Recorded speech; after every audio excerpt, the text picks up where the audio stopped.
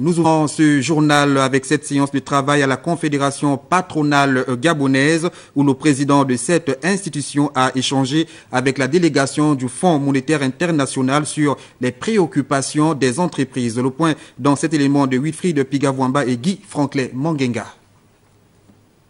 L'impact socio-économique de la dette intérieure et les arriérés de l'État auprès des entreprises, ce sont entre autres points ceux qui ont dominé les échanges entre la Confédération patronale gabonaise et la délégation du Fonds monétaire international.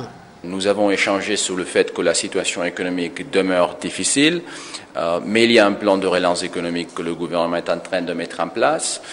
Et nous avons discuté sur la situation des entreprises. En particulier, on a échangé sur plusieurs dossiers comme la dette intérieure, les stratégies de diversification et l'environnement des affaires. Un regard synoptique posé sur le plan de relance de l'économie nationale a orienté également les réflexions sur la contribution de la CPG aux stratégies constructives et novatrices initiées par les plus hautes autorités de la République et l'ensemble des partenaires au développement.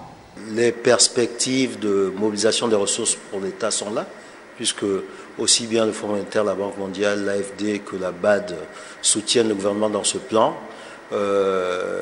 Donc nous espérons, nous attendons que les engagements qui ont été pris par le gouvernement soient respectés. Nous n'avons pas de doute là-dessus, puisque ces engagements sont l'émanation de la volonté du président de la République, chef de l'État. Nous espérons qu'en termes de priorité, la dette intérieure, comme ça l'a été annoncé sur plusieurs forums, sera priorisée.